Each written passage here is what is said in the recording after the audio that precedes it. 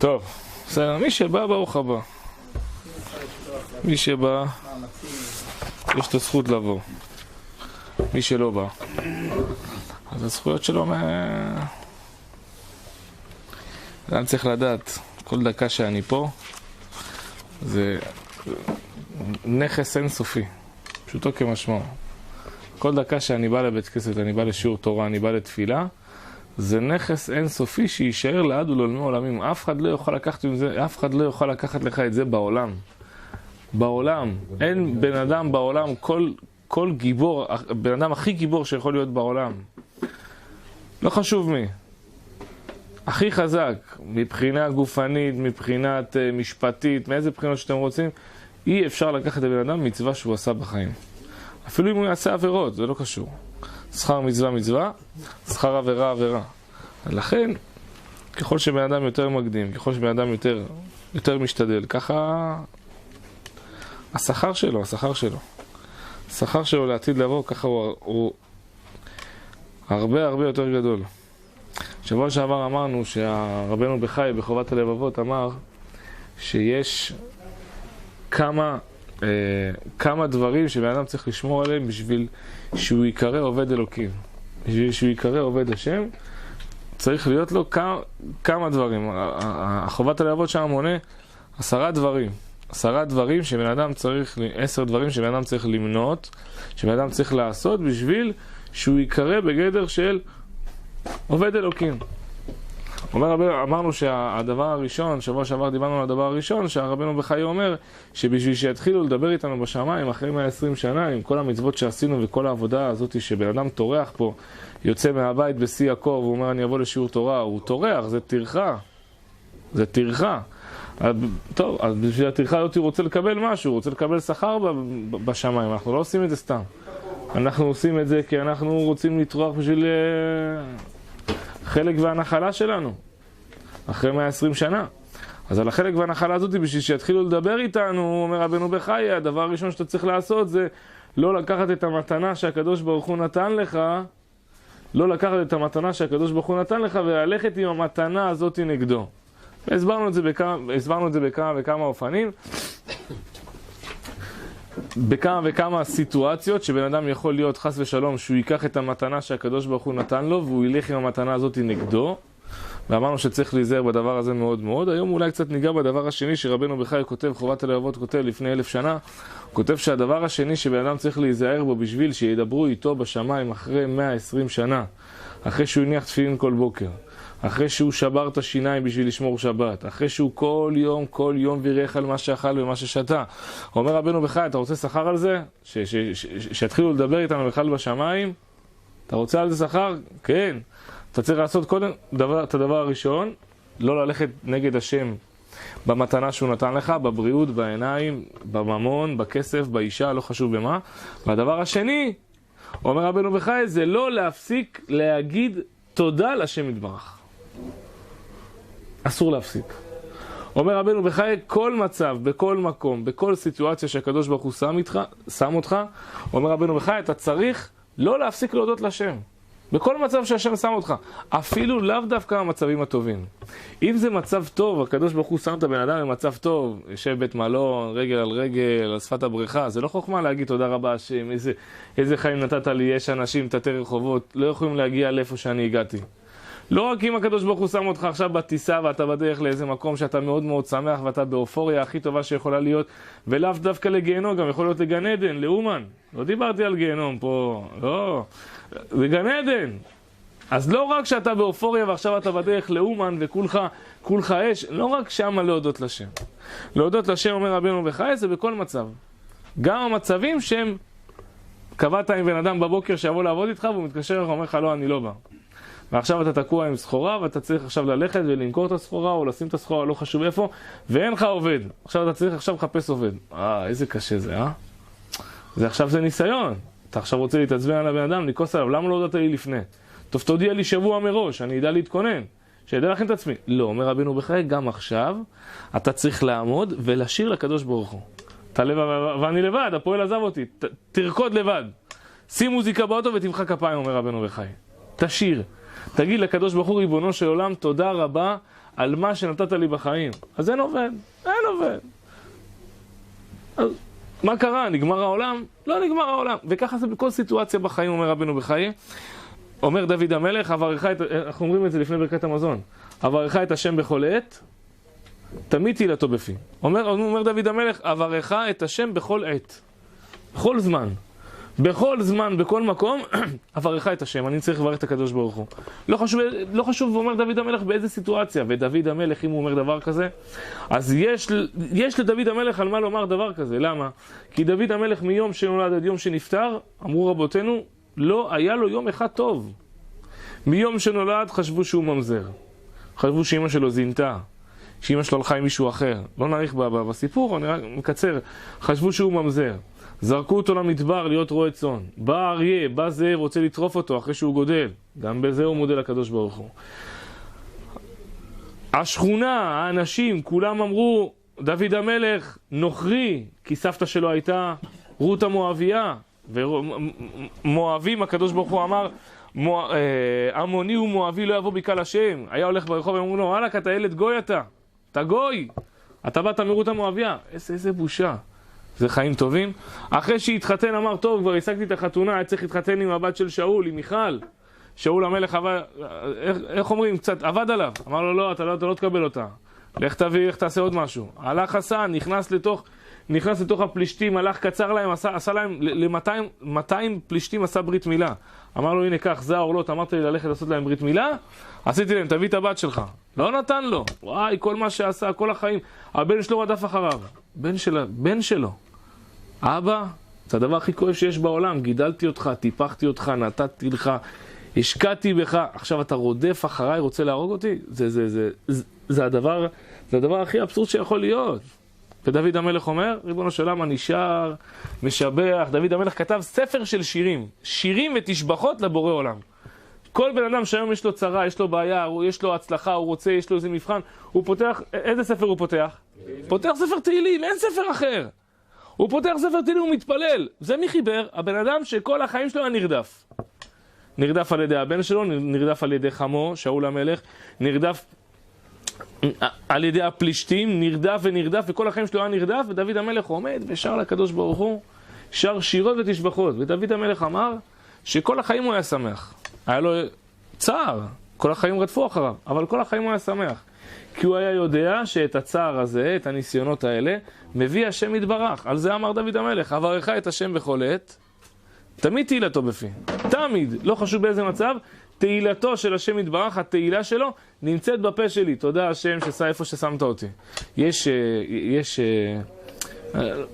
לא יודע אם להגיד מחלוקת בין הרבנים,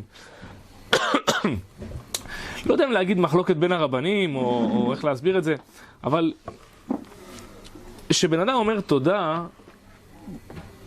יש דעות שהכוונה, אם עכשיו יש לך צער, בן אדם בא להניע את האוטו בבוקר, הוא בא להניע את האוטו, אין מצבר, היא עכשיו צריכה, על הבוקר צריך לרוץ עכשיו, עד שתמצא מישהו שיביא לך כבלים, כולם ממהרים בבוקר, עד שתלך להחליף את המצבר, עכשיו זה מצב לא טוב. להגיד תודה על המצב הזה, תודה רבה ריבונו של עולם שאין לי מצבר, להגיד עכשיו הגעת הביתה, מאוחר, כולך עכשיו מת להיכנס, להתקלח, לאכול משהו ואשתך השאירה אותך בלי מפתח. עכשיו להגיד תודה ריבונו של עולם, תודה רבה שלא השארת לי מפתח, או לחפש דברים טובים שהקדוש ברוך הוא נתן לי, לחפש דברים טובים, נכון ריבונו של עולם אין לי מפתח, אני בצער, אבל לפחות הילדים שלי בריאים, שתבח שמו בעולם, אני מחכה למדרגות, אשתי תבוא, הילדים נכנסים, מקלחות, הולכים לאכול, הכל מסודר, תודה רבה, לפחות ילדים בריאים. על מה להגיד תודה? על הצער, או לחפש דברים טובים שמסביב לצער? הדעה הרווחת היום, הדעה הרווחת, שככה שמעתי גם מהרב חיים רבי, הוא אומר, אם אתה תגיד תודה על הדבר הלא טוב שקרה לך, זה לא נכון, אתה שקרן. זה לא יכול להיות ילד שקיבל סתירה מאבא שלו וכואב לו, והוא בצער מזה, יגיד לו, אבא, תודה רבה על הסתירה. תודה רבה, אתה מתחצף? נכון? זה האינסטינקט הראשון, נתת לילד סתירה, והוא אומר לך, לא כואב, אז מה אתה עושה? לא כואב, בוא נתן לך עוד אחד, עכשיו תרגיש שזה כואב. אז זה ככה יוצא אותו דבר כביכול עם הקדוש ברוך הוא. הקדוש ברוך הוא אומר, שמתי אותך במקום של צער, כביכול, במקום של עוגמת נפש, אתה אומר, ריבונו של עולם, תודה רבה, לא כואב לי, אבל אני יודע שכואב לך. אז למה אתה אומר לא כואב לי? זה כמו הילד שאומר, אבא לא כואב לי, הוא לא כואב לך, בוא תלך עוד סתירה. עוד משהו יותר חזק. כביכול הבן אדם אומר, ריבונו של עולם, זה לא מפריע לי שהשארת אותי בלי מצביע. לא מפריע לך, מחר בוקר תקום 2 גלגלים לא יהיה לך. נו, עכשיו נראה מה תעשה. לא, זה לא נכון. הדעה אומרת שקורה צער, הצער הוא צער. ובן אדם צריך להגיד, ריבונו של עולם, זה מגיע לי. ואם זה לא היה מגיע לי, הצער הזה, זה לא היה קורה לי. אבל תודה רבה ריבונו של עולם שהילדים בריאים, תודה רבה שלפחות יש רכב, תודה רבה על הפרנסה המכובדת שנתת לי, תודה רבה, תודה, לא חסר דברים להגיד תודה רבה לקדוש ברוך הוא. על זה אומר רבנו בחיי, בלשונו של דוד המלך, שבכל מצב שהקדוש ברוך הוא, זה הכלל השני שאנחנו צריכים היום, הכלל השני שהיום אנחנו מדברים עליו, שבן אדם כל החיים צריך להלל ולשבח את הקדוש ברוך הוא. כמו שאמר דוד המלך, אברך את השם בכל עת, תמיד תהילתו בפי, בכל מצב שהקדוש ברוך הוא שם אותי, בכל מצב, אפילו במצבים הלא טובים, במצבים הרעים, בכל מצב שהקדוש ברוך הוא שם, תמיד תהילתו בפי. איך אומר דוד המלך? שירו לו, זמרו לו, שיחו בכל נפלאותיו. תשיר לו, תזמר לשם יתברך, על כל הנפלאות שהקדוש ברוך הוא עושה בעולם. אז יש לפעמים קצת צער, יש לפעמים קצת ניסיונות. זה נקרא גלות. זה נקרא גלות. וגלות זה דבר שמכפר עוון. מה זה נקרא גלות? גלות זה שהקדוש ברוך הוא שם אותנו במקום שלא נוח לנו. מקום שלא כיף. מקום שעכשיו אתה מרגיש, אתה כולך בסטרס כזה, בעצבים. אשתך אומרת, שמע, אני צריכה כסף מזומן אחר הבוקר לעבודה, טוב, אני הולך להוציא לך מהכספומט. כולו עייף. או שהוא בדרך, הוא אומר, טוב, אני חייב רגע להוציא כסף מהכספומט. על הדרך.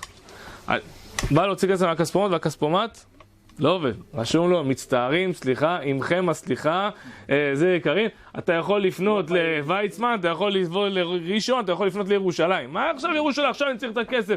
לא, תפנה לשם. איזה מה? כבר ירדת, כבר הכנת, כבר חנית את האוטו, כבר אתה הולך, אתה רץ, כולך ממהר. אין פה כסף. אומר דוד המלך, עכשיו תשאיר לקדוש ברוך הוא. ריבונו של עולם, תודה לך, השם, תודה. אין כסף, צריך עכשיו לנסוע לוויצמן. סע לוויצמן, סע לסוקולוב. זה טוב. זה טוב. ואם אתה עכשיו תקלל, תתעצבן, על הקבנקים רק יודעים לקחת כסף, רק יודעים לעשוק אותנו, יש מכשיר מקולקל, לא מביאים את התכנאי. עכשיו שהביאו את התכנאי, זה מעצבן. אתה אומר, עם כל הכסף שהם לוקחים לי, עם כל הכסף שהם מוקצים אותי, עם כל מה שהם... עכשיו שאני צריך אותם, המכשיר לא עובד, הם רק יודעים לקחת. הקדוש ברוך הוא אומר, הם לא רק יודעים לקחת, זה אני הבאתי אותך לפה. ועכשיו אתה צריך להגיד, שירו לו, זמרו לו, שיחו בכל נפלאותיו. זה קשה, זה ניסיון.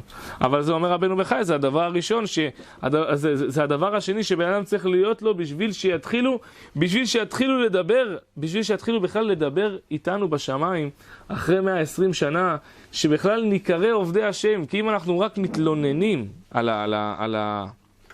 אנחנו רק מתלוננים על המציאות שהקדוש ברוך הוא נתן לנו, והקדוש ברוך הוא אומר, תראה, שמתי אותך עכשיו במציאות שהיא קשה, במציאות לא טובה. הגעת לרופא, אתה הבא בתור, אתה ראית את הבן אדם נכנס, ושעה הוא נתקע בפנים. מה יש לו לעשות עם הרופא בפנים? שעה, יא אללה. אתה מכיר את זה? אתה רק מגיע... אצל כולם זה רץ. אני יוצא אחרי 10 שניות. תמיד אנחנו נכנסים, אתה יוצא אחרי 15 שניות. אבל מי שנכנס לפניך, תוקע אותך שעה בתור. למה זה מרפי? למה זה מרפי, מח שימו, זה מרפי אמר, יש לי חוקים, אני אביא לכם את החוקים בדיוק כמו שצריך. תמיד שאתה נתקע במצב כזה, אתה מקבל את מרפי. איפה מרפי הזה שאני אתפוס אותו, אני אפרק לו את העצמות. אבל הקדוש ברוך הוא אומר, השתבח שמו, שמתי אותך פה, עכשיו אתה מחכה לתור שלך? תקבל את זה באהבה, תשאיר לשם. כי זה שאתה מחכה לתור שעה, זה שאתה מחכה לתור שעה, זה מחפר לך, זה כמו גלות. זה כמו שעכשיו הקדוש ברוך הוא אמר לך, קח את הדברים שלך, קח את החפצים שלך ותתחיל לנסוע. לאיפה לנסוע? אתה עכשיו עובר לקריית שמונה. מי עכשיו קריית שמונה? מה אני מכיר שם? אני בכלל מי? לא מכיר את האנשים. אתה עכשיו עובר לקריית שמונה למשפחה עם הילדים, לך תחפש בית ספר, לך תחפש עבודה, לך תחפש... זה נקרא גלות. שהגעת לבנק, אתה נכנס לבנק, אתה רואה תור מכאן עד הודעה חדשה עם פקיד אחד. אתה יושב, מחכה, פקיד אחד, 30 איש, פקיד אחד. איזה מעצבן זה, אתה אומר, כל החיים לוקחים לי כסף, שצריך אותם, שעשינו פה פקידים, לא שמים. פקיד עד שעובר, אתה צריך אותם. זה מעצבן, תקבל את זה באהבה. למה? כי זה נקרא גלות. אתה נתקע עכשיו באיזה חנות, יום שישי, מישהו אמר לי יום שישי, אחד מיודענו, אמר הלכתי עם הילד לקנות דברים ביום שישי, אמרתי מי הולך לקנות דברים ביום שישי? חנות בגדים, טוב זה היום היחיד שיש לו, מה לעשות, אנשים עובדים כל השבוע קשה, היום היחיד של חופש, הולכים לקנות בגדים. שעה חיכיתי בתור, שעה, הולך, חוזר, שם את הילד, הולך, חוזר, הילד הולך, אני הולך, חוזר, הילד הלך, הוא גם אכל, שתה, יש איזה תור, אם אתה מקבל את זה בכעס, לא חיפרת על מה שהקדוש ברוך הוא הביא אותך לפה בשביל לחפר. אם אתה מקבל עצבים, על כל דבר. תקעו אותך בבנק, תקעו אותך בדואר, אתה נתקע בפקק. השבוע, אתמול הלכתי עם הילדים, אמרתי ניקח אותם, קצת הלכנו לאיזה מקום, ואמרתי טוב, איפה שרצינו ללכת, ידעתי שיש בראשון, אנחנו נשחק באולינג. אמרתי טוב, בוא נשחק באולינג. אז ידעתי שיש בראשון. וזכרתי שאיזה חבר אמר לי שהוא לקח את הילדים לפני שבועיים גם שחק באולינג, ואמרתי טוב, לפני שאני אצא אני אשאל אותו איפה הוא הלך, שאני לא אעשה עכשיו סתם לראשון. אמרתי אישה, לא אישה, אמרתי מה יש לי לשאול אותו? הלך למקום אחר, יש בראשון, שם איפה קיון הרי החוף מאחורה. כן, שחק באולינג, מחנה את האוטו, כולי כזה בזה, הילדים, כולם שמחים וזה, יורדים מהאוטו, באים לפתוח, סגור. הבן אדם פשט רגל, סגרו את הבאולינג, סגור. הבן אדם פשט באולינג, רגע, הבן אדם פשט את הבאולינג מהגוף, פשטו לו את הבאולינג, את האור מהגוף. טוב, איפה עכשיו? צריך לנסוע לחולון. מה זה בשעה 4:30 לנסוע בכביש של בן גוריון? שעה אתה ברמזור, שעה מראשון, עד שאתה מגיע, שאתה צריך לפנות ימינה שם בצומת בן גוריון, נסיעה של 1.5 דקה. 3/4 שעה אתה מחכה, 3/4 שעה פקקים ורמזורים. אתה אומר, איזה אבל אני, למה לא התקשרתי לשאול אותו לאיפה הוא הלך? למה הוא היה אומר לי, יצאתי לחולון, ב2 שניות הייתי מגיע. תקבל באהבה. כי אם אתה תתעצבן או תתקהל עכשיו את העצבים, שעכשיו בשביל מה איזה טיפש הייתי, למה לא שאלתי, לא חיפרת על מה שאתה צריך לחפר. כל היום בפקקים, אז זה מהשמיים. כן, זה נקרא גלות. כל יום, כל היום. מה יגיד נהג מונית? לא, זה עבודה. כל היום הוא צריך לבדוק טוב. מה יגיד נהג מונית שהוא כל היום בכבישים? כל היום רמזורים, בסדר, זה עבודה, אבל הקדוש ברוך הוא הביא אותו לסיטואציה הזאת. והסיטואציה הזאת מעצבנת אותו, והיא מכאיבה לו, אז זה נקרא בשבילו גלות.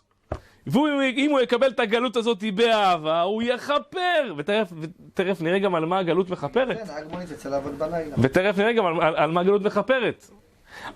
אז אם הוא יקבל את זה באהבה ובשמחה, והוא לא יתעצבן, והוא ישיר לקדוש ברוך הוא, שהוא לא זמר, הוא לא שכר בכל נפלאותיו, אז זה יחפר לו על מה שזה צריך לחפר. אבל אם הוא יתעצבן ויקס, אז לא מספיק שזה לא חיפר לו על מה שהוא צריך לחפר, יתווסף לו עוד אבונות על הכעס הזה שעכשיו הוא כועס.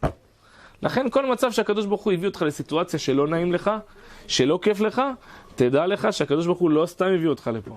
הוא הביא אותך לפה כי עכשיו זה התיקון שלך. פה עכשיו אשתך אמר לך בוא נלך לקנות רגע, בוא נלך לקנות ספה, טוב? צריך ספה לבית. הלכת לחנות, ככה אנשים. לא מגיעים, אין אף אחד שעוזר לך ואתה מחפש את עצמך וכולך עייף ואתה עצבני. השם עכשיו לא סתם שם אותך פה. הוא שם אותך פה כי עכשיו בשבילך זה גלות. תקבל את הגלות הזאת באהבה, תשמח בזה, תודה לקדוש ברוך הוא, אברך את השם בכל עת, אומר דוד המלך, אברך את השם בכל עת, תודה לו על שאר הדברים שהקדוש ברוך הוא שם אותך, תשיר לשם יתברך על הדברים הטובים שהקדוש ברוך הוא נתן לך בחיים, ואל תתלונן, אל תוציא תלונות מהפה. הקדוש ברוך הוא יודע שכואב לך. הקדוש ברוך הוא יודע שעכשיו אתה כולך בעצבים. הקדוש ברוך הוא עכשיו יודע שאתה כולך עכשיו בסטרס. אבל אני לא מוציא דברים לא טובים מהפה. לא מתעצבן, לא כועס. אני עובד על עצמי ומאמין שהכל לטובה. והכל מהשמיים. על מה גלות צריכה לחפר? אנחנו אומרים גלות. הקדוש ברוך הוא שם אותנו במצבים לא נעימים. סליחה. הקדוש ברוך הוא שם אותנו במצבים לא נעימים, מצבים לא טובים. על מה גלות באמת באה לחפר? שהקדוש ברוך הוא שם אותך עכשיו בחנות, עכשיו אתה תקוע שעה, בפקק, מחכה בבנק, לא חשוב איפה. זה גלות. אבל על מה זה בא לחפר? אומר רבי חייא, ככה אומרת הגמרא, אמר רבי חייא, גלות באה לחפר על אבון של עבודה זרה. ועכשיו מוטי הצדיק פותח את העיניים ואומר, עבודה זרה? איזה עבודה זרה? על מה אתה מדבר? מתי עבדתי עבודה זרה? אפילו שהייתי בתאילנד לא השתחוויתי לבודה. מי? איזה עבודה זרה? לא עשיתי שום דבר. אומרת הגמרא, אומר רבי חייא, אומרת הגמרא, כתוב פעמיים בתורה. בתורה פעם אחת כתוב, אלה מסעי בני ישראל. מסעי הכוונה שעם ישראל עברו מסעות בחיים, זה נקרא גלויות. ופעם אחת כתוב שעם ישראל עשו את העגל, שעם ישראל אמרו, אלה אלוהיך ישראל.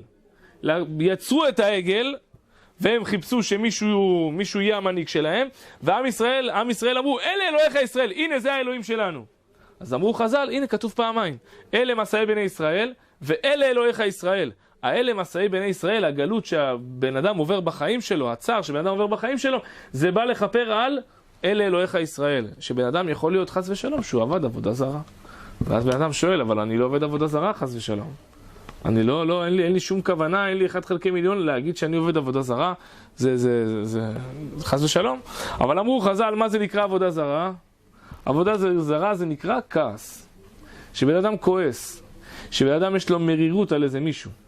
מישהו צייר אותו, מישהו עשה לו דבר לא נעים, בייס אותו, דיבר אליו לא יפה, אתה בכעס, אתה במרירות על מישהו.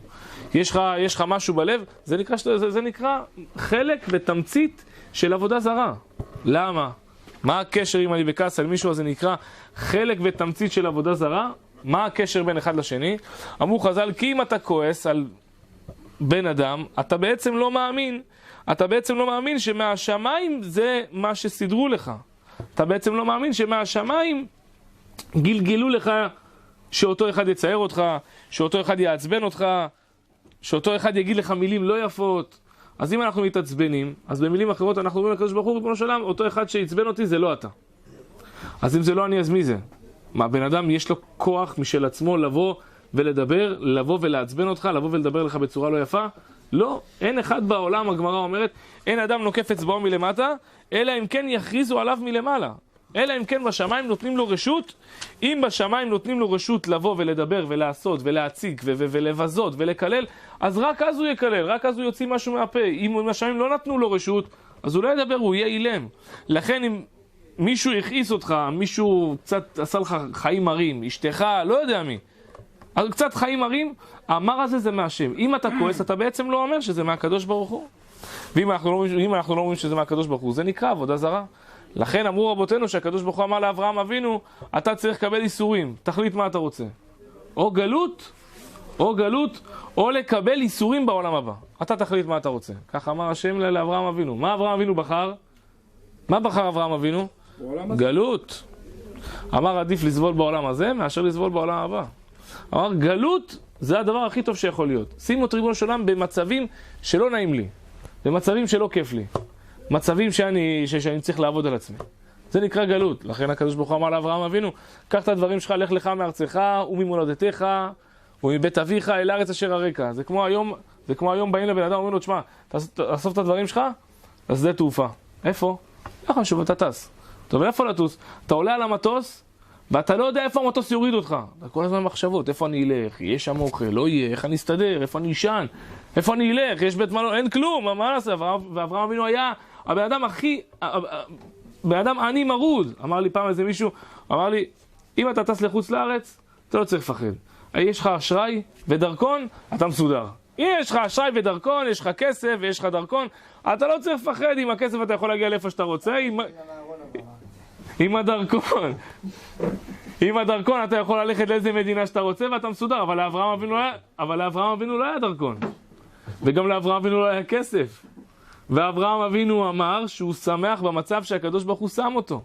שאברהם אבינו ביקש, אמר ריבונו של עולם, תן לי לחוות את הגלות, תן לי לחוות את המצבים הלא נעימים האלה, במצבים שאני לא נוח לי, מאשר חד ושלום לקבל איסורים. מאשר חד ושלום לקבל איסורים שם, שהם איסורים שהם ממש ממש ממש לא טובים.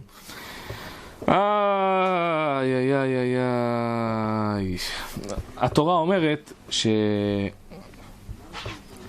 שיהודה, שהאחים באו לפגוש את יוסף במצרים,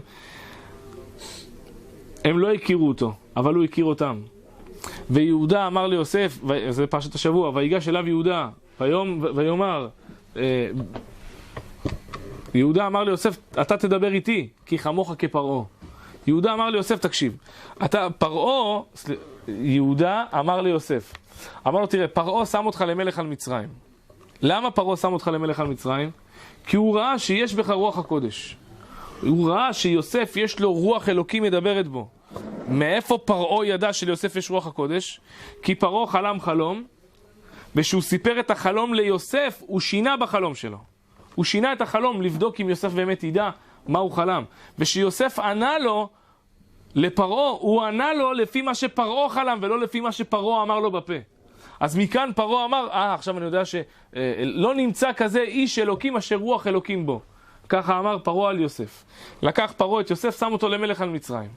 מגיעים האחים, אחרי שלא ראו את יוסף 22 שנה, מגיעים האחים, פוגשים את יוסף, אומרים לו, תשמע, אתה לקחת את אח שלנו, את שמעון, אתה גם רוצה את בנימין, אם אתה רוצה מלחמה, אנחנו נפתח מלחמה. וכתוב, רבותינו אמרו שיהודה יכל להרוג, יהודה ונפתלי יכלו להרוג את כל מצרים. לשפוך דמים בכל מצרים. אבל הם אמרו, בוא נלך בטוב, לא נלך במלחמה. כי מי שמחפש ללכת במלחמה, זה דבר לא טוב. תמיד בכל מצב בחיים, באדם תמיד צריך למצוא את הדרך של שלום. את הדרך, לא דרך של מלחמה. דרך של מלחמה הקדוש ברוך הוא לא אוהב. כמו שראינו אצל יעקב אבינו, שהוא הלך לפגוש את עשיו, כמה פעמים יעקב אמר לעשיו, עבדך, אני עבדך, עבדך אני. יעקב, אתה אומר לעשיו, הרשע המרושע הזה, שאתה עבד שלו? אומר כן, כי אם צריך להתחנף לבן אדם לפעמים. בשביל שלא יצא פה תגרה, שלא יצא מלחמה, שלא יצא שנאה, עדיף לפעמים להוריד את הראש, עדיף לפעמים קצת לדבר בצורה שהיא, כן, אני העבד שלך, העיקר שלא יהיה בלגן. עד כדי כך שאומרים שהרבי מגור, האמרי אמת, לפני, לא יודע, 70 שנה, בשנת 1933, עלה יימח שמו וזכרו, זה הצורר היהודים, היטלר, עלה לשלטון, והוא תפס שם, באותו מקום, הוא תפס קבוצה של יהודים, והאדמו"ר מגור, האמרי אמת, הוא שלח שליח מטעמו, איזה חסיד אחד, לרשע המרושע הזה, יימח שמו וזכרו, אמר לו, בוא נסגור שהיהודים שתפסת, נשלם לך כסף, והרבה מאוד כסף, ותשחרר את היהודים, את אותם יהודים שתפסת. ככה האדמו"ר מגור אומר להיטלר. האמרי אמת שולח לו שליח, אומר לו, שלם לך המון כסף, תשחרר את אותם יהודים שתפסת. ומספרים שהיטלר יימח שמו וזכרו הסכים לעסקה הזאת, הוא הסכים, זה לפני שפרצה המלחמה, הוא הסכים לעסקה הזאת, לשחרר את אותה קבוצה של יהודים תמורת הסכום האדיר שהאדמו"ר מגור, האמרי אמת, הציע לו, אבל באותו יום, או יום לפני שהאדמו"ר מגור היה צריך לשלוח לו את הכסף, באותו לילה היה איזה אחד משוגע, יהודי, שהוא נכנס בגרמניה, לשגרירה בגרמניה, לשגרירה של פולין, משהו כזה. הוא נכנס לשגרירה של, כי היטלר היה, איפה היטלר היה? בפולין, נכון? היטלר היה בפולין, והוא נכנס, או בגרמניה, והוא נכנס לאותה שגרירה, והוא התחיל, היהודי הזה אמר, היטלר תפס יהודים, אני אראה לו מה זה. הוא נכנס לאותה שגרירות והתחיל לראות, והוא כיוון לכיוון השגרירה, והוא לא הצליח להרוג אותה, הוא הצליח רק לפצוע אותה, אבל את השומר ראש שלה הוא הצליח להרוג, והיטלר שמע ככה שהיהודים נכנסים לתוך זה שלו, לתוך הקונסוליה שלו, אמר אם הם רוצים מלחמה כזאתי, אנחנו נפתח למלחמה. ובאותו לילה נהרגו כבר עשרות אלפי יהודים, ובתי כנסיות, ובתי מדרשות, וספרי תורה, ומשם נפרצה כל המלחמה האיומה והנוראה הזאת, ש6 מיליון יהודים נהרגו. בגלל מה? בגלל שזה אחד כביכול. לקח לעצמו את ההחלטה, את החוק לידיים, והוא אמר, אני אראה להם באמת פה מי שולט. הוא למד מיעקב אבינו שלפעמים צריך להוריד את הראש, שלפעמים צריך לשלם בשביל לעשות שלום, שלפעמים צריך קצת להנמיך קומה. העיקר השלום, העיקר שיהיה אהבה ואחווה, שלום ורעות, זה העיקר. אבל לא למדו, וככה נפרצה המלחמה. לכן אצל יהודה, שיהודה נפגש עם יוסף, הוא אמר אני יכול להחריב את כל מצרים, אבל הוא אמר זה השלב הסופי, קודם כל בוא נעשה שלום, בוא נעשה סולחה. ושיהודה ניגש ליוסף, אומר המדרש, שהיה לו שתי שערות מהחזה שלו, ככה המדרש מספר, ששתי שערות מהחזה של יהודה נעמדו כמו חרבות, נעמדו כמו צורה של חרבות, ורצו להרוג את יוסף. אבל יהודה אמר בוא נדבר. מה אמר יהודה ליוסף? אמר לו תקשיב, אתה נהיית מלך על מצרים, תדע לך שאתה נהיית מלך על מצרים רק בגלל דבר אחד. בגלל שהיה לך רוח הקודש. והגמרא אומרת שמי שכועס, אפילו אם יש בו רוח הקודש, הנבואה הולכת ממנו. אפילו נביא שיש לו נבואה, שהוא מדבר עם השם, אם הוא יכעס, הנבואה הולכת ממנו, אין נבואה. אפילו חכם שכועס, חוכמתו בורחת ממנו. בן אדם שיש לו חכם בקנה מידה אסטרונומי, אבל אם נכנס לו כעס לגוף, החוכמה בורחת ממנו. לכן אמר יהודה ליוסף, אתה נהיית מלך רק בזכות דבר אחד. בזכות שלא כעסת. אם עכשיו תכעס, אתה תהיה בדיוק כמו פרעה. לכן לא כדאי לך לכעוס. הגאון רב חיים מוולוז'ין. הגאון רב חיים מוולוז'ין הוא היה תלמידו של הגאון מווילנה. ותלמידו של הגאון מווילנה, הגאון רב חיים מוולוז'ין אמר יסוד.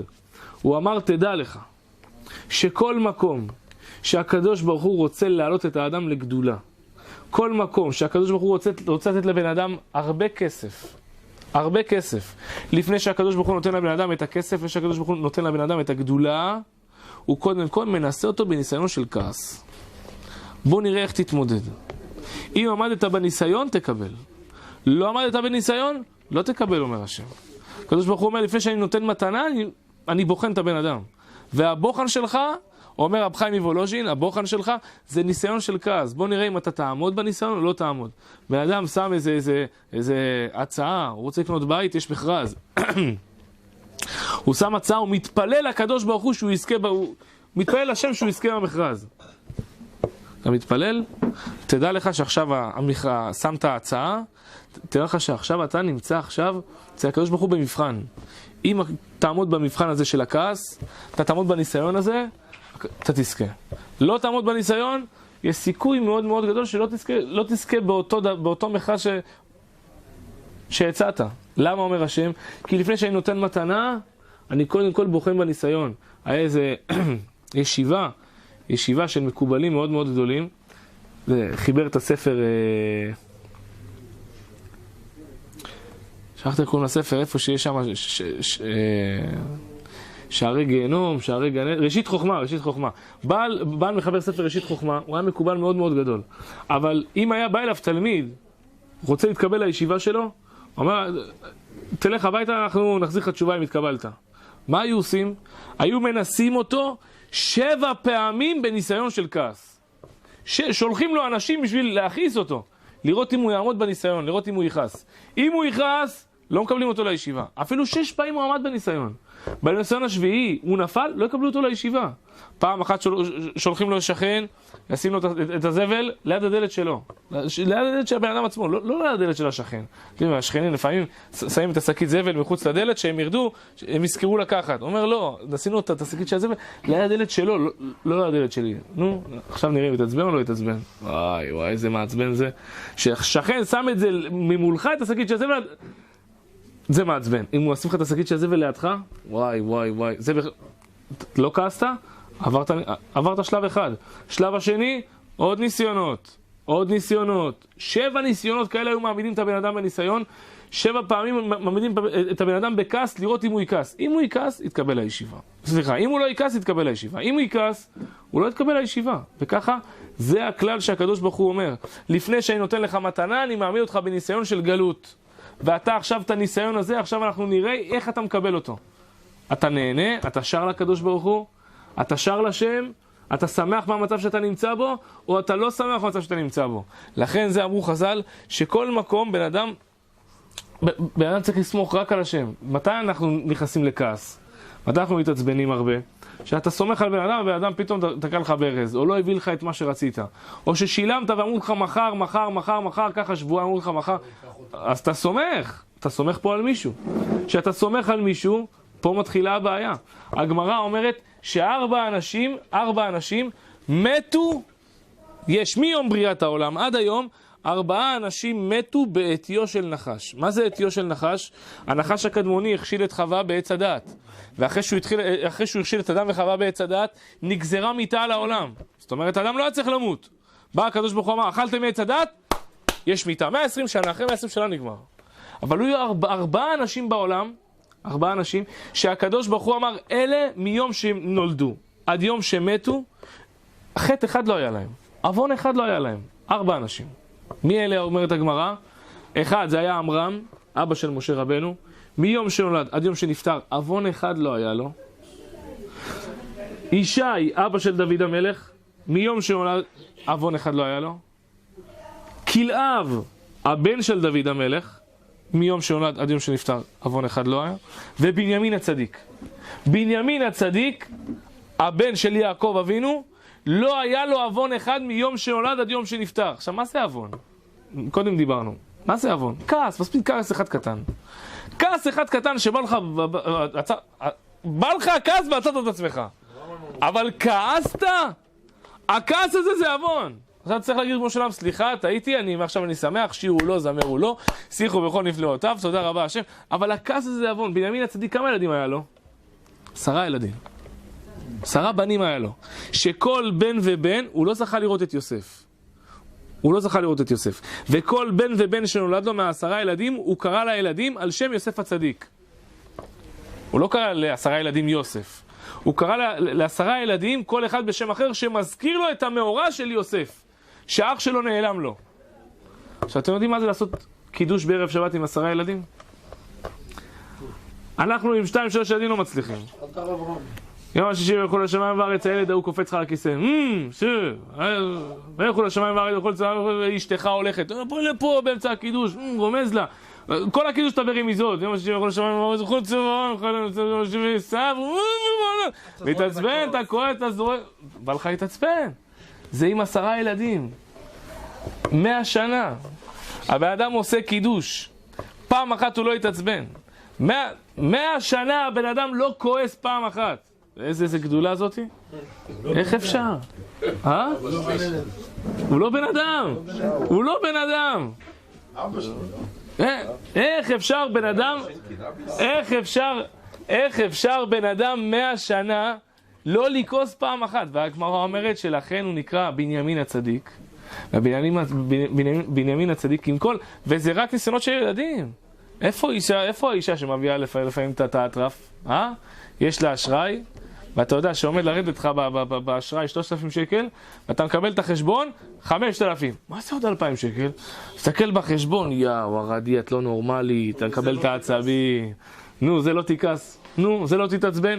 תכננת על 3,000. מאיפה עכשיו אבא שלך יביא עוד 2,000 שקל?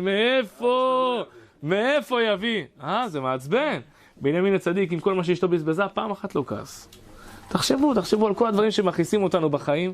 כל הדברים האלה שמכניסים אותנו, שמביאים לנו את האטרף. אתה מעיר את הילד בבוקר? אתה מעיר את הילד בבוקר לבית ספר. זה הדבר הכי שנוא עליי בעולם. להעיר את הילד בבוקר. למה? אתה מעיר את הילד בבוקר, אתה אומר לו, קום. קום, אתה עולה, חוזר. הוא נמצא באותו מצב. אתה אומר לו את השמיכה, הוא מחזיר את השמיכה. קום, אנחנו מרקים לבית ספר, קום. ובנימין הצדיק, 10 ילדים כל בוקר הוא מעיר. כעס אחד לא היה לו. 100 שנה. 100 שנה. ואמרו, אומרת הגמרא, לכן הוא נקרא בנימין הצדיק, שהוא מת רק בגלל דבר אחד. בגלל מה הוא מת? הוא מת רק בגלל שהנחש הקדמוני הכשיל את חווה בעץ הדעת, וחווה אכלה ונגזרה מיתה לעולם. אם הוא לא היה מיתה בעולם לא נגזרת, אם לא הייתה נגזרה מיתה לעולם, עד היום היה איתנו פה בנימין הצדיק. עד היום היה איתנו פה עמרם. אתם יודעים מה זה עמרם? הוליד ילד שהוא עתיד להושיע את עם ישראל, והוא יודע שזה ילד שעתיד להושיע את עם ישראל. לוקח אותו ושם אותו על שפת הנהר. הילד עכשיו הולך. על מי עכשיו יהיה לו עצבים? על כעס. על מה עכשיו יהיה לו? תראה, עכשיו הוא רואה מה עושים לעם ישראל. איזה כעס, איזה עוצמתיות. ואמרם, עם כמה שחי, פעם אחת לא כעס. פעם אחת, שום כעס בעולם לא היה לו. שום כעס. ישי, מקודם דיברנו על דוד המלך. ניקח עכשיו דוגמה את ישי. ישי הצדיק. ישי אבא של דוד המלך היה נשוי. ישי אבא של דוד המלך היה נשוי. איך קראו לאמא של דוד המלך? דיברנו על זה כמה פעמים. זה מזכירה את הניצבים של הגבס. איך קראו לאמא של דוד המלך? ניצבת בת עדיאל. איזה מסלול? גרגרו בגרש, איזה מסלול. ניצבת בת עדיאל. לא אמרת מקדח שבע. ניצבת בת עדיאל קראו לאמא של דוד המלך. ישי היה נשוי, עכשיו תקשיב, ישי היה נשוי לאמא של דוד המלך, לניצבת בת עדיאל. ישי סבתא שלו הייתה רות המואביה. ורות המואביה, היו חלק שאמרו, תקשיב, זה פשוט, מה שאני הולך להגיד זה דבר עוצמתי, זה רק עכשיו ירד לי, האסימון, שאני פשוט מזדעזע מעצמי. ישי היה נשוי לניצבת בת עדיאל. ישי היה מזרע של רות המואביה. והיו כאלה שאמרו שרות המואביה היא בכלל גויה, והיא לא יכלה להתגייר, אי אפשר היה לגייר את מואב. לכן ישי אמר שהוא נולד, הוא חשש שהוא גוי. ככה ישי, אבא של דוד המלך, חשש מעצמו שהוא גוי. למה הוא חשש מעצמו שהוא גוי? כי הוא אומר, אני הנכד של רות המואביה, ואם רות המואביה גויה, גם אני גוי. לכן מה הוא אמר? הוא אמר לאשתו, תשמעי, אני ואת מהיום לא יכולים להיות ביחד. את עדיין אשתי, את עדיין שייכת לי, אבל אני ואת לא יכולים להיות ביחד. אחרי כמה זמן, ישי רצה, היה לו שפחה הזאת, ישי רצה להתחתן איתה. הוא עשה חשבון כזה, הגמרא אומרת שמי שרוצה לתאר את זרעו, יתחתן עם שפחה, והילדים שלו יהודים רגילים. אז הוא אמר לשפחה שלו, תשמעי, לכי תתכונני, תיכנסי בלילה, תיכנסי לאוהל, אני אבוא ביחד נתחתן. אישה התחתן עם השפחה, אמר היום בלילה נהיה ביחד. ככה ישי אמר לה. זאתי, השפחה הזאתי, ידעה כמה אמא, אשתו של ישי, שזאת ניצבת בת עדיאל, כמה היא רצתה להיות עם בעלה.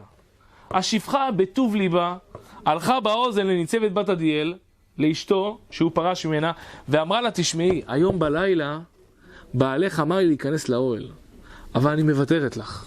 תיכנסי את במקומי. לכי תהיה את עם בעלך. כמו המעשה שהיה עם רחל ולאה, ככה אותו מעשה היה עם ניצבת בת עדיאל ועם השפחה שלה. השפחה שלה ויתרה לה להיות עם ישי, שאשתו הראשונה תהיה. ישי נכנס לאוהל בלילה, הוא יודע שמי נמצאת פה? מי נמצאת פה? השפחה נמצאת. הוא יודע שהוא נכנס על דעת להיות עם השפחה, אבל הוא לא יודע שנמצאת שם ניצבת בת עדיאל, שזאת אשתו הראשונה שהוא פרש ממנה. היה איתה הכל טוב ויפה, חושך, מצרים, זה לא כמו היום יש חשמל ישורות. חושך, מסתדרים, כל אחד הולך את דרכו. אחרי 3 חודשים, רואים שניצבת בת עדיאל, יש לה בטן. רגע, יש את איש. אישה עושה חשבון, יש את איש, אני נשוי לה, ואני לא הייתי איתה. אני הייתי עם השפחה. הוא יודע שהוא היה עם השפחה. אז הוא אומר, אני הייתי עם השפחה, ואני נשוי לה, יש את איש, ויש את איש שזינתה חייבת מיתה. אמרו לי, אישה, תראה, אשתך זינתה. מה עושים? צריך להרוג אותה. גם אותה, וגם את העובר שיש לה. מה אמר ישי? עזבו אותה. הילד שיוולד, נעשה אותו עבד שלנו. הולידה את דוד המלך, ודוד המלך עשו אותו רועה צאן. עכשיו אני שואל את עצמי, ואני שואל כביכול, איך ישי ראה שכביכול אשתו הלכה עם מישהו אחר? באדם שרואה שאשתו הלכה עם מישהו אחר, איך אתה יכול לא לקרוס, ריבונו של עולם? איך אתה יכול שלא ידלק לך נורה אחת בראש, רק נורה, אתה יודע מה, לא להוציא את זה החוצה, אבל לפחות בלב איזה קפדה, איזה כעס, איזה רשרוש אחד בלב, משהו, כלום. גם שהוא רואה שכביכול שאשתו יכול להיות, ככה הוא מבין, שאשתו זינתה, היא הלכה עם מישהו אחר, הילד שיש לה הוא ממזר, ככה הוא מבין, הוא לא יודע שזה ממנו. וישי אומר, מאת השם הייתה זאת. מאת השם. והיא נפלאת בעינינו. תודה רבה ריבונו של עולם. מה תודה? אשתך זינתה. הוא לא כועס. והוא גם אחד מ4 אנשים שמתו רק בגלל שנגזרה מיתה על העולם. איך אפשר להגיע לדרגות כאלה, לא לכעוס בכלל? בכלל לא לכעוס, כי אמרו חז"ל, תדע לך, אין בן אדם שלא יכול לכעוס בעולם. זה דבר שהוא כמעט בלתי אפשרי, לכן היו רק 4 שמתו בעטיו של נחש. אבל אמרו חז"ל, אתה יכול לכפר על הכעס הזה, על העצבים, על המרירות, על הקפדה שיש לך על השני, אתה יכול לכפר. איך תכפר? נתקעת בבנק, אל תתעצבן. נתקעת בפקק, תגיד תודה רבה לשם.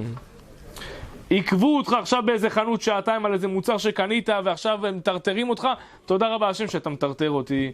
זה מחפר, הגלות הזאת היא מחפרת על כעס ועל עצבים ועל עבודה זרה שאנחנו כביכול עבדנו. אז אם אנחנו לא מקבלים את זה אנחנו לא מקבלים את זה באהבה, אם אנחנו לא מקבלים את זה בשמחה, אז אנחנו בעצם לא מחפרים על מה שאנחנו צריכים לחפר. והדבר העיקרי זה שבן אדם לא יבטח בשני. שבן אדם בוטח בבשר ודם, הקדוש ברוך הוא אומר, אתה בוטח בשני, אני מסיר את השגחתי ממך. אני כבר לא שייך אליך, אתה תסמוך על השני. היה איזה אבא אחד, תקשיבו, זה סיפור. היה איזה אבא אחד, היה צריך לתת את הבת שלו. אבל כסף, אין. שקל לא היה לו. לא היה לו מאיפה להביא כסף. בעולם החרדי, שאתה רוצה לחתן את הבת, בדרך כלל אם הוא בן, והוא בחור ישיבה, והוא נמצא בדרגה, כאילו כביכול הוא תלמיד חכם, אז האבא של הכלה מוכן לשים הרבה כסף בשביל שהוא יקבל חתן שהוא צדיק וירא שמיים. אז הכלה, החתן, מזילים הרבה כסף. אבל האבא הזה רצה שהבת שלו תתחתן, והוא צריך להציע הרבה כסף כביכול בשביל הבת שלו, בשביל לקבל חתן שהוא חתן טוב. אבל לא היה לו. אבל הוא אמר, אני אתחייב, והשם יעזור. כאילו, מה אני אעשה? מה? הילדה מסכנה, תתקע בבית? מה? פגשה איזה חתן, נפגשו ההורים, וסיכמו על סכום מסוים, שהסכום הזה בשביל האבא הזה היה אסטרונומי. משהו, בוא נגיד, הבן אדם אין לו איך לגמור את החודש, יתחייב ל$70,000. מאיפה הביא $70,000? אין לו איך לשלם משכנתה בסוף החודש. יתחייב ל$70,000. עכשיו הוא לא יודע מה לעשות, הוא צריך תוך 3 חודשים לארגן $70,000. 70 שקל הוא לא יכול לארגן. לך תראה עכשיו $70,000. הוא אומר, טוב, מה לעשות? הלך לרב שלו. הלך לרבי, הלך לאדמו"ר. האדמו"ר אמר לו, תשמע, יש לי עצה בשבילך. מה תעשה? אני יודע, גלות זה דבר טוב, גלות זה דבר שמחפר עוון. קח את הדברים שלך, לך תאסוף כסף בחול. לך תאסוף כסף. תאסוף כסף בחוץ לארץ, תלך לאנשים שהם עשירים, אנשים שהם גבירים. תאסוף כסף, עוד $100, כמה שהשם ייתן לך, סמוך על השם, הקדוש ברוך הוא יעזור. אמר, אבל כבוד הרב, אני לא, בחיים שלי לא הייתי בחוץ לארץ, אני בכלל לא יודע איפה זה השדה תעופה, טרמינל 1, בסוף אני אגיע לטרמינל 3. לא יודע כלום, אמר לו, אל תדאג, הקדוש ברוך הוא יעזור, קח כתובת, צע, השם איתך. אמר, טוב, הרב אמר, נסע. לקח הבן אדם את התיק שלו, אמר למשפחה, אני הולך לאסוף כסף, שבועיים, לא יודע כמה זמן, עלה לטיסה, הגיע לאותו מקום שהיה צריך להגיע, שם לניו יורק, הגיע הזמן מנחה, נכנס לבית הכנסת. הוא צריך להתפעל מנחה, הוא יושב וכולו בפנים כאלה, הגיע למקום, הוא לא יודע עכשיו איפה הוא הולך גם, בפנים נפולות, והוא עומד עכשיו, הוא מתפעל מנחה, ראה אותו איזה בן אדם אחד שם, הוא אומר, תשמע, אותך אני לא מכיר, מאיפה אתה? הוא אומר לו, עכשיו מקודם הגעתי לפה, באתי מארץ ישראל לאסוף לבת שלי כסף, חתונה, כמה כסף אתה הולך לאסוף? אמר לו סכום כמו איזה $70,000, כמה שאני צריך לאסוף, ואני צריך לאסוף, השם יעזור. אמר לו, מה אתה אומר? עכשיו איפה אתה הולך לישון? אמר לו, אני לא יודע, הגעתי לפה, אמרו לי, כוונו אותי, התקשר לאיזה מישהו, אמר לי, יגיד לי איפה יש אכסניה. אמר לו, זה ניו יורק פה, ניו יורק, איזה אכסניה הכי יקרה פה, אתה צריך להזיל פה דם. איזה... אמר לו, לא יודע, הקדוש ברוך הוא יעזור. אמר לו, אצלי. אשל, אכילה, שתייה, לינה, הכל אצלי בבית. תבוא תישן אצלי, תאכל אצלי, הכל אצלי. עד שתאסוף את הכסף שלך, הקדוש ברוך הוא יעזור. אמר לו, תשמע, אבל יכול להיות שאני יכול לארגן לך משהו. אמר לו, מה אתה יכול לארגן? תבוא. הביא אותו, נתן לו לאכול, נתן לו לשתות, אמר לו, עכשיו תישן פה בלילה, מחר הבוקר אני נראה מה אפשר לסדר. למחרת בבוקר הבן אדם קם, הלכו להתפלל תפילת שחרית. אחרי שחרית הבן אדם חזר הביתה, הוא אומר, תשמע, רוצה לאכול. נכנס אליו הבעל הבית עם תיק, כמו תיק ג'יימס בונד, שם לו על השולחן, פותח לו את התיק, אמר לו, הנה, אתה רואה פה את כל הדולרים? זה שלך. אמר לו, מאיפה הבאת $70,000? בפחות מ-24 שעות. אמר לו, מה זה? כמה? אמר לו, זה כל הסכום שביקשת. אמר לו, מה פתאום? מאיפה הבאת את כל זה? אמר לו, אל תדאג, הצלחתי לארגן לך. הכל טוב, הלכתי לזה, ארגנתי לך $70,000. תודה, נשיקות. הרים אותו לשמיים, בן אדם לא היה 24 שעות בחוץ לארץ, היה ישר, קנה כרטיס, חזר בחזרה לארץ, הכל טוב, שם כסף על השולחן. תודה רבה לשם יתברך. אחרי 2 הגיעה עוד ילדה. גם לילדה הזאת עכשיו צריך לתן אותה. ושהוא עכשיו צריך לתן את הילדה הזאת, גם לילדה הזאת צריך לשים כסף על השולחן. אבל הוא יודע, אין שום בעיה. התחייב, $80,000, $90,000, הוא אומר, יש לי לאיפה ללכת, יש לי לאיפה לחזור. הבן אדם מתחייב $80,000-90,000. אשתו אומרת לו, מאיפה תביא את זה? מאיפה תביא $80,000-90,000? אמר לה, אל תדאגי. מאיפה שהבאתי פעם שעברה? אז הבן אדם הזה הלך, תוך פחות מ-24 שעות, ארגן לי $70,000. אז אחרי 2 ממש בזה, אז ארגן לי גם $80,000. הולך לאותו בן אדם, טוב, יופי, ברוך שיהיה לך דרך אצלך. הלך הבן אדם, קלל כרטיס, ממריא לניו יורק, נוחת בניו יורק, הוא כבר לא נכנס לבית כנסת. יש עוד שעתיים למנחה, איפה הוא הולך? הוא הולך לבית של ההוא שלפני שנתיים, הביא לו $70,000, דופק אצלו בדלת. פותח לו את הדלת, הבן אדם אומר לו, מה שלומך, איך אתה מרגיש, וזה.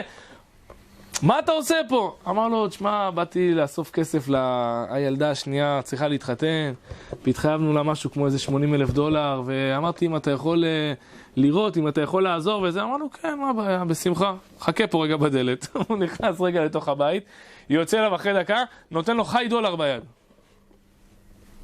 אמר לו, מה $1? הוא סופר, $18, מה זה $18? מה זה $18? זה אפילו לא 80 שקל. אמר לו, אני צריך, התחייבתי ל$80,000 שקל. ל$80,000, לא ל-80 שקל. אמר לו, כן, מה? זה מה שאני יכול לתת לך. אמר לו, איך זה יכול להיות? אמר, פעם שעברה הבאת לי $70,000 בפחות מ-24 שעות. אמר לו, אני אסביר לך. אמר לו, הפעם הקודמת, שראיתי אותך כזה בצער, היה לי מישהו בבית, שהמצב שלו הגופני, הבריאותי לא היה טוב. ואני אמרתי, ריבונו של עולם, ככה הוא אומר, הבן אדם הזה אומר, התחייבתי לקדוש ברוך הוא, אמרתי, ריבונו של עולם, מי שאני אפגוש אותו ראשון, שהוא צריך כסף לחתן איזה אחד מהילדים שלו, אני נותן לו כל מה שהוא צריך, ואני אעשה הכל בשביל לתת לו כל מה שהוא צריך, העיקר שתשלח רפואה שלמה לאותו בן משפחה שלו. הוא אומר שראיתי אותך, אתה היית הראשון, הלכתי, לקחתי בשבילך הלוואות, הוצאתי כל מה שהיה לי, היה חסר עוד קצת כסף, הלכתי, לקחתי ממשפחה בשביל לתת לך, שיהיה רפואה שלמה לילדה, לילד, לא יודע למי. הוא אומר, ברוך השם, אחרי שנתתי לך, שבוע, שבועיים, חודש, בן אדם בריא לחלוטין, שום דבר לא נהיה לו. אמר לו, שלא תחשוב שאני ישיר. אני פשוט הלכתי, אספתי בשביל לתת לך. עכשיו שאתה רוצה ואתה בא בפעם השנייה, באמת שאין לי, מה שאני יכול לתת לך וגם נותן לך יותר מדי. שלא תחשוב, $10, מי שבא אני נותן לו $2-3, אתה קיבלת 18. זה חי דולר. האדם עשה אחורה פני קדימה צד, אמר לעצמו, ריבונו של עולם, איך זה יכול להיות? ואז הוא עשה חשבון אחד מאוד מאוד פשוט. הוא אמר בפעם הראשונה, שהגעתי לחוץ לארץ בשביל לאסוף כסף, הוא אומר, שמחתי רק על מישהו אחד. על מי הוא שמח? שמח על השם. ששמחתי על הקדוש ברוך הוא אמר, הקדוש ברוך הוא אמר, אתה סומך עליי, אתה לא צריך להתרטר פה הרבה. אתה תסמוך עליי ב100%, באותו רגע שאתה נוחת, באותו רגע אתה תקבל. אבל עכשיו שבאת לחוץ לארץ עוד פעם, ושמחת על הבן אדם, אז שבן אדם יעזור לך, מה אתה רוצה ממני? שבן אדם יעזור לך, והבן אדם יכול לעזור לו. בן אדם עצמו יכול לעזור למישהו אם הקדוש ברוך הוא לא ירצה לעזור?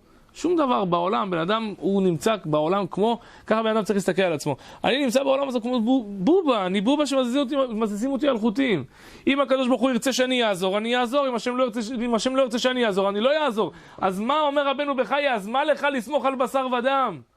מה אתה סומך על מישהו שהוא נמצא, כביכול אומר הקדוש ברוך הוא, הבן אדם הזה שאתה סומך עליו, זה אני זה שמזיז אותו.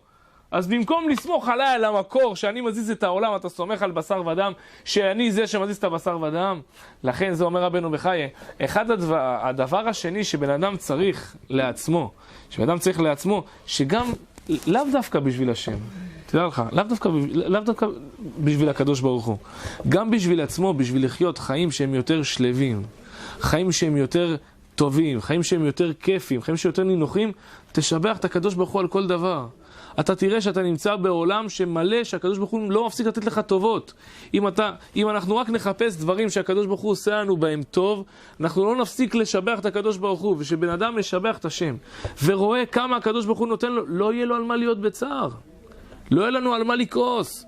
אפילו אם קבעת עם בן אדם שהוא צריך להביא לך משהו והבן אדם לא בא, אתה לא תיכנס עליו, תגיד לו, טוב, לא יבוא היום, יבוא מחר, לא יבוא מחר, יבוא מחרתיים, לא יבוא בכלל, נביא מישהו אחר.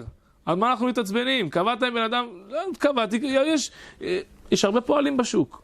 אז על מה אנחנו נכנסים לעצבים, לכעס? לכן זה מה שאמר רבנו בחיי. שבן אדם לא צריך לסמוך על אף אחד, צריך לסמוך רק על השם. ותמיד צריך לשבח את הקדוש ברוך הוא. הגמרא אומרת, וזה תכף אני אסיים, הגמרא אומרת שהיה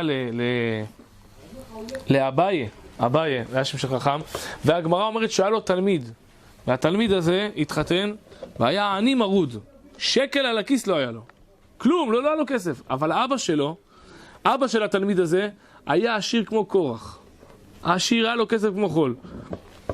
היו אומרים לאבא, תשמע, הבן שלך תראה, הוא מקבץ נדבות בבית כנסת. הולך, אוסף כסף, עוד שקל בשביל לקנות לחם לילדים.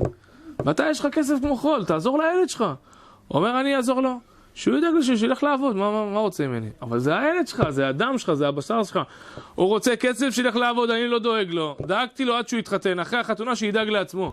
אבל האדם לא רוצה לתת. הלך התלמיד לאביי, לרב שלו, אמר לו, כבוד הרב, מה לעשות? אמר לו, הרב, יש לי עצה בשבילך. אבא שלו, העשיר, שהילד הזה יתחתן, הילד יתחייב בכתובה לאשתו, שאם הוא יגרש אותה, הוא יתחייב לה סכום מאוד מאוד גדול של כסף. האבא היה עשיר, צריך לעשות כבוד בחופה, שמקריאים, והחתן מתחייב לכלה, יש אנשים שאומרים, 1,000,000 שקל, 1,000,000, אמר אמן אבא? כן, אמר אמן, ואמר אמן אמן, אמר גם אמן וגם אמן, בן אדם היום אנשים עושים פוזות. רוצים להשמיע כמה הוא מתחייב בחופה, אומרים 1,000,000 שקל, 5,055,555 שקל. כל מיני שטויות שאנשים מתחייבים סכומים, וזה לא סתם, זה לא צחוק. אז האבא הזה אמר, זה הכבוד שלו, שהילד שלו יתחייב בכתובה הרבה כסף. והאבא חתם שהוא ערב על הכתובה הזאת. האבא חתם שהוא ערב להיות שאם הילד שלו חד ושלום מתגרש, ולא יהיה לו מאיפה להחזיר, את הכסף, האבא אומר, אני אשלם. אתם יודעים, יש שתי סוגים של ערבות. יש ערב רגיל, יש ערב קבלן. יודעים מה זה ערב קבלן? ערב רגיל זה בן אדם הולך לקחת הלוואה מהבנק. אומרים לו מהבנק, אתה צריך להביא ערבות. אז הוא מביא את אבא שלו, את אמא שלו, את דוד שלו, רושמים לו ערבות. עכשיו, הבן אדם לא מחזיר את הכסף, הולכים בודקים בנכסים שלו, בחשבונות שלו, יש לו כסף או אין לו כסף. אם יש לו כסף, לוקחים לו מהחשבון. אם אין לו כסף, הולכים לאותו אחד שחתם ערבות. יש ערב קבלן, שזה ערב שהוא יותר גדול מערב רגיל. דהיינו, בן אדם שחתם ערב קבלן, אותו אחד שחייבים לו, הוא יכול ישירות ללכת לערב הקבלן ולקחת לו תמורת מה שהבן אדם השני חייב לו. אם אני חייב לבן אדם כסף, ושמואל חתם בשבילי ערב קבלן, אותו אחד שאני חייב לו יכול ללכת, הוא לא צריך לבדוק אם יש לי כסף או אין לי. הגיע הזמן ואני לא נותן לו, הוא יכול ישירות ללכת לשמואל הזה שחתם לי ערב קבלן. זה נקרא, יכול ללכת ישירות. אז הבן אדם, התלמיד הזה, התלמיד של אביי שלא היה לו כסף, אמר לו, אביי, יש לי עצה בשבילך. מה העצה?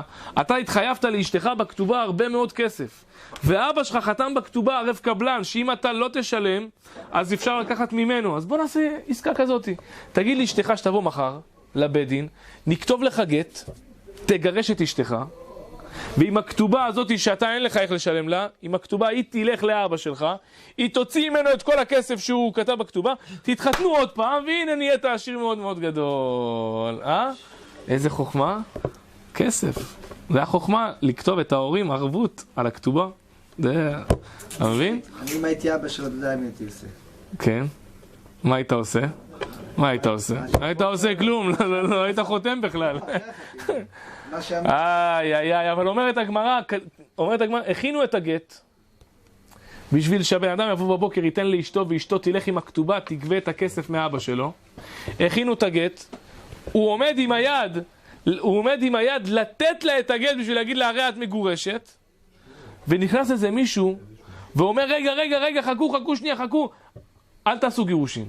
הוא אומר, למה? הוא אומר, יש מישהו שאמר שהחתן הזה גילו שהחתן הזה כהן.